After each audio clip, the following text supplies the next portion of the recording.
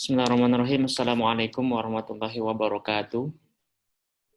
Waalaikumsalam warahmatullahi wabarakatuh. Hamdan syukranillah, salatan wassalaman ala rasulillah wa ala ahli wa sahbihi wa mawalah. Pada kesempatan hari ini kita bertemu kembali dalam perkuliahan mata kuliah Kapita Sekta Hukum Tata Negara. Sebelumnya sudah kita bahas mengenai beberapa pengertian konstitusi dan hari ini akan kita lanjutkan pembahasan masih berkaitan dengan konstitusi dan konstitusionalisme. Terakhir disampaikan bahwa beberapa pengertian, salah satunya dari Guru Besar Hukum Tata Negara FHUII, Profesor Mahfud MD, itu mengatakan bahwa suatu konstitusi itu adalah hasil dari keadaan politik. Dari dalam pengertian modern, ya, konstitusi itu sekarang dimaknai salah satunya sebagai suatu hasil dari keadaan politik, ekonomi, sosial, dan budaya ketika konstitusi itu dibuat. Karena konstitusi itu pada dasarnya di dalam pengertian yang modern ini yang dibentuk melalui badan yang berhak. Nah, di Indonesia itu adalah MPR yang berhak untuk menentukan konstitusi. Nah, jadi perdebatan di dalam pembentukan konstitusi itu adalah suatu keniscayaan, sehingga konstitusi yang dibentuk pada waktu itu yang mencerminkan keadaan waktu itu. Nah, konstitusi menggambarkan kebutuhan jawaban atas persoalan yang ada waktu itu. Nah, itu beberapa pengertian yang dapat kita pegang ya untuk memahami istilah konstitusi. Ya, tentunya dari awal kemarin bahwa konstitusi itu adalah suatu peraturan yang tertulis dan tidak tertulis yang mengatur hubungan antara warga negara dan pemerintahannya. Itu adalah nanti menyangkut terkait dengan substansinya. Nah, hari ini kita akan melanjutkan pembahasan yaitu berkaitan dengan memahami pengertian konstitusi dan undang-undang dasar. Ya. Hal ini penting untuk diketahui ya, karena memang agar kita mengetahui bahwa sebenarnya undang-undang dasar itu tidak mutlak dimaknai hanya sebagai konstitusi. Artinya di sini nanti akan mengenai pemahaman bahwa ada konstitusi di luar undang-undang dasar yang sudah kita bahas pada pertemuan sebelumnya juga. Konstitusi atau constitution itu dalam bahasa Jerman juga dikenal istilah Verfassung, dibedakan dari undang-undang dasar. Dalam istilah bahasa Jerman itu undang-undang dasar disebut Grundgesetz, sedangkan konstitusi itu Verfassung ya. Ataupun dalam bahasa Belanda Grondwet. Dikarenakan kesalahpahaman dalam cara pandangan banyak orang memahami mengenai konstitusi itu, maka pengertian konstitusi sering diidentikan dengan pengertian undang-undang dasar. Kesalahan ini disebabkan antara lain ya, oleh pengaruh paham kodifikasi yang menghendaki semua peraturan hukum dibuat dalam bentuk yang tertulis atau written document dengan maksud untuk mencapai kesatuan hukum atau yang disebut dengan unifikasi, kesederhanaan hukum dan kepastian hukum. Baik itu besar pengaruh paham kodifikasi ini, maka di seluruh dunia berkembang anggapan bahwa setiap peraturan dikarenakan pentingnya maka harus ditulis, dan demikian pula dengan konstitusi. Di zaman modern sekarang ini dapat dikatakan bangsa Amerika Serikatlah yang pertama menuliskan konstitusi dalam satu naskah, meskipun leluhur mereka di Inggris tidak mengenal naskah konstitusi yang tertulis dalam satu naskah. Jadi perkembangan pemahaman terhadap konstitusi juga dipengaruhi oleh sejarah ya, salah satunya. Kenapa kemudian dikenal pemahaman sekarang itu lebih mengidentikan konstitusi itu adalah undang-undang dasar? Karena tidak terlepas dari pengaruh paham kodifikasi hukum. Paham kodifikasi hukum itu adalah suatu paham yang menghendaki suatu peraturan itu dikumpulkan dalam satu naskah dan kemudian tertulis. Dan paham kodifikasi ini tidak lepas dari pengaruh ajaran legisme hukum. Nah, legisme hukum itu menghendaki semua peraturan itu harus tertulis. Tokohnya siapa? Montesquieu pada abad 18 di Romawi. Jadi istilah yang pertama kali muncul waktu itu seperti yang disampaikan pada sebelumnya adalah konstitusi berawal dari constitutio di bahasa di Yunani kuno. Yang pada saat itu pengertiannya masih belum dimasukkan dalam pengertian hukum, hanya suatu peraturan biasa. Dalam perkembangannya, karena pengaruh paham itu kemudian berkembang. Begitu juga dengan konstitusi yang disebut sebagai konstitusi tertulis atau undang-undang dasar. Itu dipengaruhi oleh paham kodifikasi hukum yang berkembang pada saat itu, pada abad 18 di Romawi. Yang juga didorong oleh pengaruh adanya paham legisme hukum itu oleh Montesquieu sekitar abad 18, bahwa hukum itu ya harus tertulis dan dokumen. Sehingga melalui dasar pemahaman tersebut, maka konstitusi itu dituliskan dalam sebuah dokumen. Nah, ini awal mula kemudian. Yang dalam pemahaman sekarang itu disebut Undang-Undang Dasar Konstitusi Tertulis. Karena pengaruh dari paham kodifikasi. Indonesia juga terpengaruh dengan itu karena kita dijajah oleh Belanda. Belanda itu adalah pengaruh hukum Romawinya sangat kuat. Belanda itu dijajah oleh Prancis, Prancis itu menganut sistem Romawi kuno. Sehingga mau tidak mau pengaruh corak hukum kita ya dokumen hukum, written constitution, written regulation, ya. Sehingga yang disebut hukum itu ya harus tertulis. Begitu juga dengan konstitusi. Nah, begitu besar pengaruh paham kodifikasi ini, maka seluruh dunia berkembang anggapan bahwa setiap peraturan dikenal pentingnya harus ditulis, dan demikian pula dengan konstitusi. Nah, yang mengawali itu Amerika Serikat dengan written constitution.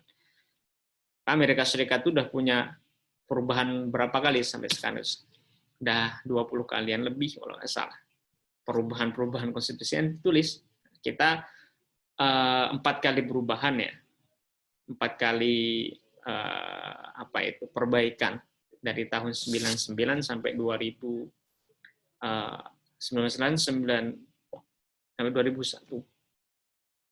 Ya. Nah, itu perubahan konstitusi kita. Untuk memahami perbedaan mengenai kedua pengertian konstitusi dan undang-undang dasar itu, kita dapat menggunakan antara lain pandangan Hermann Heller. Nah, karena ini Hermann Heller itu menjelaskan bagaimana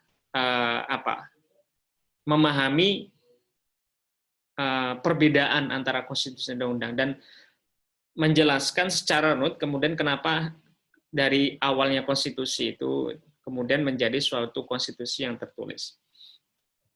Maka dengan itu Hermann Heller itu membagi konstitusi dalam 3 fase. Pertama, menurut Hermann Heller ini, pada mulanya apa yang dipahami sebagai konstitusi itu mencerminkan kehidupan politik di dalam masyarakat. Pada waktu awalnya munculnya, waktu itu pertama kali bukan istilah constitution yang dikenal ya.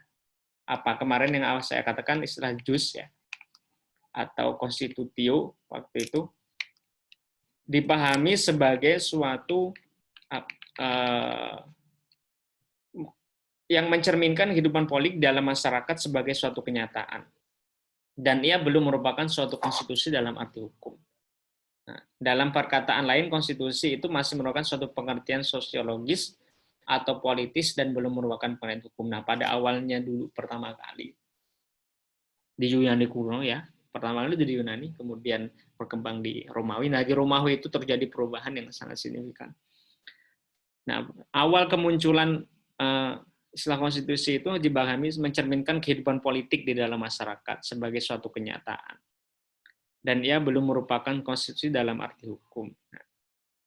Sehingga pengertian ini disebut pengertian sosiologis dan politis dari arti konstitusi pertama kali munculnya itu. Nah, fase yang kedua, menurut Hermann Heller ini, setelah orang mencari unsur-unsur hukumnya dari konstitusi yang hidup di dalam masyarakat itu, nah istilahnya masih konstitusi yang hidup.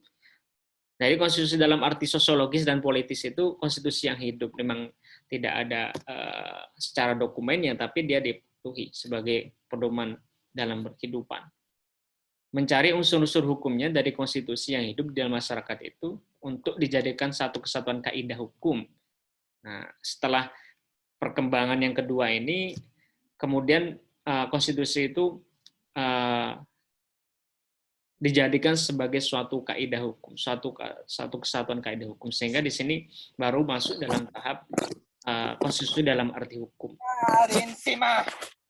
Dan yang ketiga, nah baru ini kemudian muncul pula kebutuhan untuk menuliskan konstitusi dalam satu naskah tertentu, sehingga orang mulai menulisnya dalam satu naskah tertulis, undang-undang yang tertinggi yang berlaku dalam suatu negara. Nah, ini fase ketiga ini kemudian di Indonesia dikenal dengan undang-undang dasar. Nah, ya kalau di negara lain ya written constitution, konstitusi tertulis. Mulai menuliskan dalam suatu naskah yang tadi juga pengaruh dari kodifikasi. Sehingga fase-fase inilah yang kemudian menurut Hermann Heller itu fase-fase perubahan dari semula konstitusi kemudian menjadi suatu konstitusi tertulis atau undang-undang dasar istilahnya. Dengan demikian ya konstitusi itu tidak hanya menyangkut undang-undang dasar saja, tapi juga berkaitan dengan suatu aturan yang tidak tertulis. Seperti halnya, ya pada saat ini negara yang masih menganut konstitusi tidak tertulis ya salah satunya Inggris, kemudian Israel, Yahudi itu nggak punya konstitusi tertulis. Ya, tapi punya yang disebut konstitusi, seperti kebiasaan dalam berhukum, kemudian yang disebut custom, kemudian adat yang berlaku di sana, bangunan hukum yang sudah dipatuhi secara menerus-menerus dari zaman kerajaan mereka sampai sekarang, yaitu disebut konstitusi, meskipun itu tidak tertulis. Di Inggris pun demikian.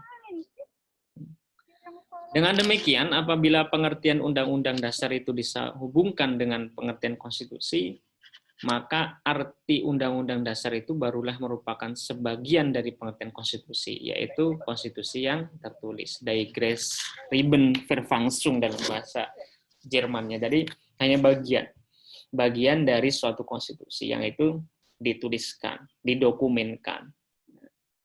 Dalam arti inilah konstitusi itu bersifat yuridis atau Rechtsverfassung atau sebagai undang-undang dasar. Gesetz, ya, dalam bahasa teori The Pure Theory of Law oleh Hans Kelsen itu sebut Gesetz atau aturan dasar.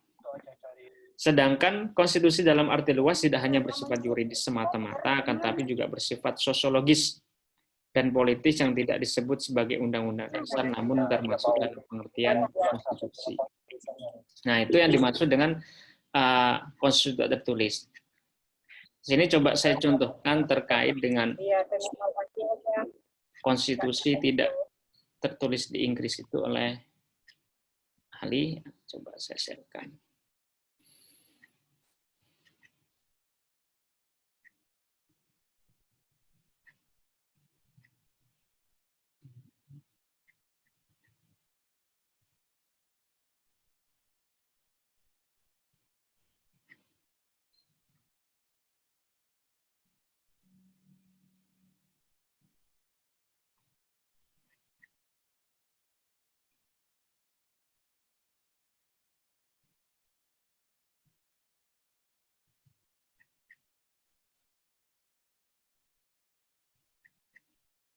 Ini kita baca di dalam ini. Menurut Philip Hood dan Jackson ini, ya, para ahli tetap dapat menyebut adanya konstitusi dalam konteks hukum tata negara di Inggris, yaitu sebagaimana dikemukakan oleh Philip Hood dan Jackson, bahwa konstitusi di Inggris itu adalah a body of laws, custom and convention that define the composition of power of the organ of the state and the regulate the relationships between of various state organ to one another and to the private citizens. Di konstitusi Inggris itu menurutnya adalah suatu bangunan aturan, adat istiadat, kebiasaan yang menentukan susunan dan kekuasaan organ-organ negara dan yang mengatur hubungan-hubungan di antara berbagai organ negara itu satu sama lain, serta hubungan organ-organ negara itu dengan warga negara.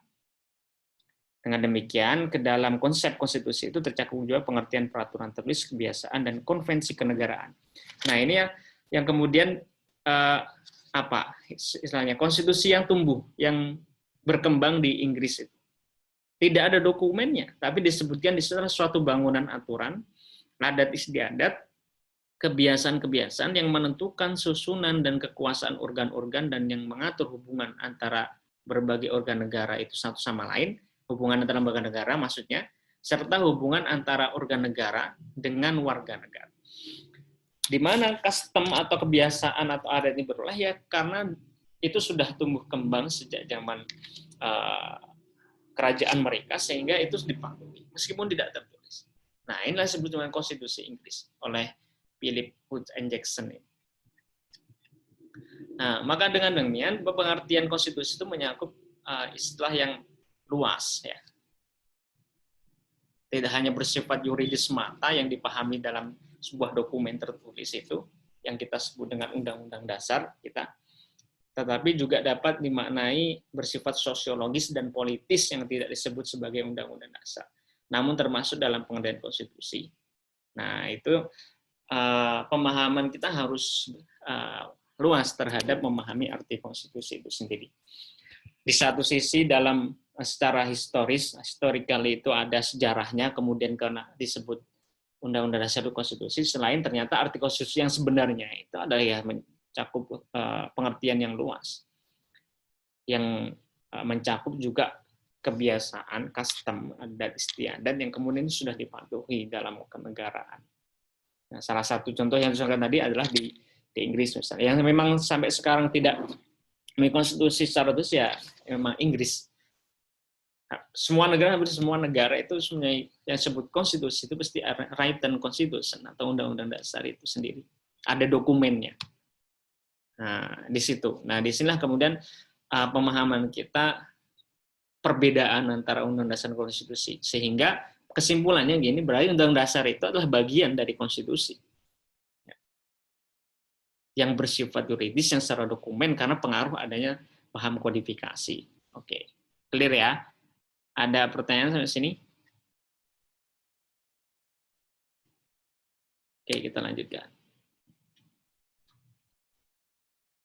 Menurut pandangan Carl Lewiston ya, dalam setiap konstitusi selalu terdapat dua aspek penting.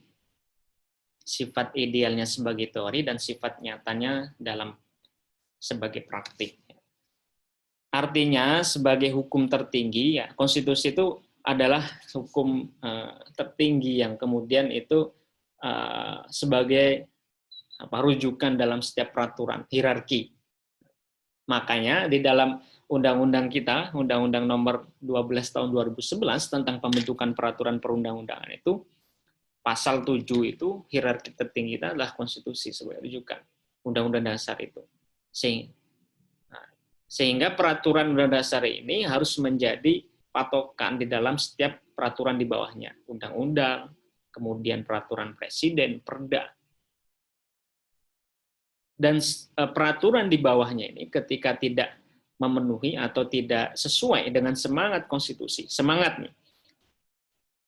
konstitusi, artinya pasal-pasal dalam konstitusi itu bisa dikembangkan, bisa ditafsirkan secara luas. Dan pada saat ini ya, MK adalah the final interpretation of the Constitution, penafsir final yang hanya satu lembaga yang dapat menafsirkan konstitusi. Jadi meskipun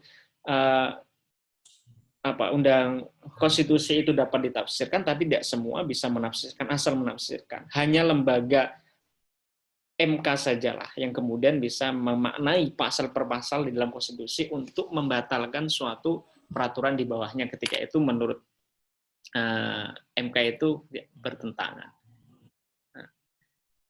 Nah, di sini kemudian kembali lagi di pendapat Carl Lewiston ini. Jadi menurut Carl Lewiston ini ada sifat ideal dan ada sifat praktik dalam konstitusi. Artinya sebagai hukum tertinggi di dalam konstitusi itu selalu terkandung nilai-nilai ideal. Sebagai das solem yang tidak selalu identik dengan das sein atau keadaan senyatanya. Ya, hal ini adalah hal sangat common, sangat general atau umum gitu ya, di dalam hukum ada aras idealita yang disebut sebagai das sollen, dan kemudian ada das sein, senyatanya. Hal yang idealnya dan senyata ini selalu menimbulkan distingsi, perbedaan, yang kemudian itu menjadi suatu masalah di dalam. Ya, meskipun perbedaan itu selalu ada, tapi di dalam praktik itu tidak terlalu jauh perbedaannya, itu istilahnya, agar kehidupan ini sejalan dengan kehendak yang ditetapkan melalui peraturan itu. Nah, Karl Weston mengadakan penyelidikan mengenai apakah arti sebenarnya dari suatu konstitusi tertulis ya, dalam suatu lingkungan nasional yang spesifik, terutama kenyataannya bagi rakyat biasa, sehingga membawa konsensus pada 3 jenis penilaian terhadap konstitusi. Jadi, sebagai suatu peraturan itu, ternyata konstitusi itu juga mempunyai nilai-nilai yang terkandung di dalam suatu konstitusi. Apa saja nilai-nilai tersebut? Nah, pertama ada nilai normatif. Jadi sebagai suatu peraturan tertinggi, ya konstitusi itu karena dia tadi dikatakan oleh Karl Weston itu mempunyai sifat ideal dan sifat praktiknya, sehingga konstitusi itu mempunyai nilai-nilai yang menurut Karl Weston ini dapat dibagi menjadi 3 nilai. Pertama, nilai normatif. Dikatakan bernilai normatif apabila suatu konstitusi itu tidak resmi diterima oleh suatu bangsa. Dan bagi mereka, konstitusi itu bukan saja berlaku dalam arti sepenuhnya diperlukan dan efektif. Dengan perkataan lain, konstitusi dilaksanakan secara murni dan konsekuen. Dengan demikian, yang kedua, nilai nominal. Kita pembahas ini dulu, pemahamannya dulu. Pertama, nilai normatif tadi ya. Pemahamannya yaitu bahwa suatu konstitusi itu diterima secara resmi, artinya seluruh rakyat yang kemudian itu terikat oleh suatu konstitusi itu telah menerima konstitusi itu sebagai hukum tertinggi dan mematuhi secara konsekuen. Dan konstitusi itu selalu ditegakkan, sebenarnya demikian, ditegakkan di dalam kehidupan bernegara, dilaksanakan secara murni dan konsekuen. Itulah kemudian disebut dengan nilai normatif. Yang kedua adalah nilai nominal. Yang bagaimana dikatakan nilai nominal terhadap suatu konstitusi itu manakala suatu undang-undang dasar, apabila undang dasar itu sebagian atau seluruh materi muatannya dalam kenyataannya tidak dipakai sama sekali terhadap referensi atau rujukan dalam pengambilan keputusan dalam penyelenggaraan kegiatan negara. Jadi di dalam ketika suatu konstitusi itu, suatu undang-undang dasar, konstitusi tertulis itu, dalam kenyataannya, dalam dasarnya tadi ya, dipakai sama sekali, tidak dipakai sama sekali sebagai referensi rujukan, sehingga hanya suatu tulisan, hanya sebagai suatu kiasan istilahnya. Sehingga tidak dipatuhi secara konsekuen, tidak jadi rujukan dalam pengambilan keputusan dengan penyelenggaraan. Istilah lebih enaknya adalah disimpangi lah, selalu disimpangi dan itu dianggap biasa. Ketika suatu konstitusi tersebut hanya dijadikan demikian, maka konstitusi itu hanya bernilai nominal saja. Nah, dan yang lebih parah ini adalah nilai semantik. Kalau dalam melihat katanya semantik itu kayaknya cuma hanya kiasan tadi ya. Sedangkan konstitusi yang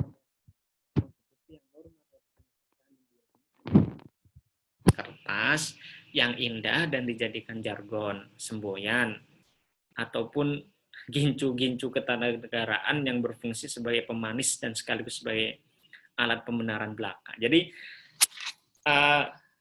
menurut Weston tadi berangkat dari suatu pemahaman ini, bahwa di dalam konstitusi itu juga mempunyai sifat ideal dan sifat praktik yang kemudian dihubungkan dengan konsep hukum kita, apa tadi? arti das sollen dan das sein, yang seharusnya dan senyatanya. Hukum itu seharusnya demikian, tapi sebenarnya tidak. Nah, itu ada menimbulkan suatu perbedaan atau distingsi. Menimbulkan apa? Jarak, menimbulkan kesenjangan istilahnya. Yang seharusnya begini tapi tidak dipraktikkan. Begitu juga dengan konstitusi sebagai suatu hukum itu juga mengalami demikian. Sehingga melahirkan suatu penilaian. Nah, ini nilai-nilai ini adalah suatu penilaian terhadap konstitusi. Ketika negara itu memang menghargai konstitusi sebagai dokumen hukum, peraturan tertinggi di negara, di mana penyelenggaraan negara itu selalu bertumpu pada konstitusi, maka dia bernilai normatif, sepenuhnya diperlukan dan efektif. Dengan perkataan konstitusi dilaksanakan secara murni dan konsekuen. Manakala konstitusi itu hanya sebagai rujukan, referensi dalam tidak dipakai sama sekali. Artinya mengakui ada konstitusi sebagai peraturan tertinggi, tapi tidak dijadikan sebagai rujukan.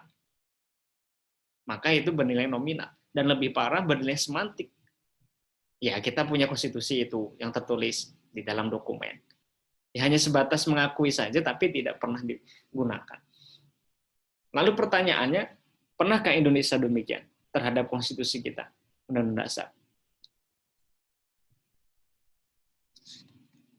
Di Indonesia coba, ada yang bisa memberikan terhadap praktik konstitusi Indonesia? Pernah nggak mengalami suatu penilaian nominal dan semantik di dalam penyelenggaraan kenegaraan Indonesia terhadap konstitusi kita, Undang-Undang Dasar?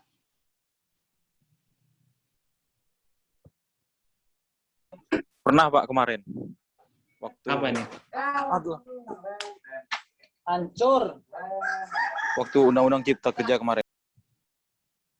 Kenapa Undang-Undang Cipta Kerja itu? Nih, konstitusi ya. Jadi maksud saya itu, pernah nggak konstitusi itu tidak dipatuhi secara konsisten? Sehingga hanya bernilai semantik tadi, atau hanya nominal. Dalam praktik sejarah ketatanegaraan kita itu. Dari sejak 1945 kita mempunyai konstitusi pertama kali, sampai sekarang. Atau gimana penilaiannya? Ada yang bisa memberikan tanggapan?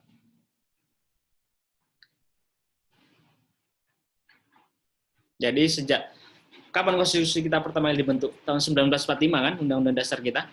Undang-Undang Dasar 1945. Ya, kita merdeka itu sudah punya konstitusi. Sampai berjalan sampai berapa tahun ini? Usia negara kita berapa tahun? Kemarin baru kemerdekaan itu 70 berapa? 76. 76 tahun ya. Selama 76 tahun itu, apakah konstitusi kita itu selalu dipakai secara konsisten, konsekuen? Tidak hanya, sehingga nilainya itu selalu nilai normatif. Tidak punya nilai nominal dan nilai semantik.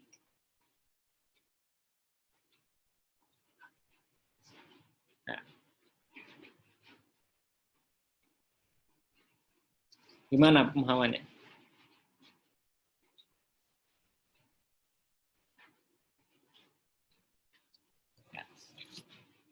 Jadi berdasarkan praktik tata negaraan itu, Indonesia pernah menganggap konstitusi itu hanya sebagai nilai semantik, nilai nominal.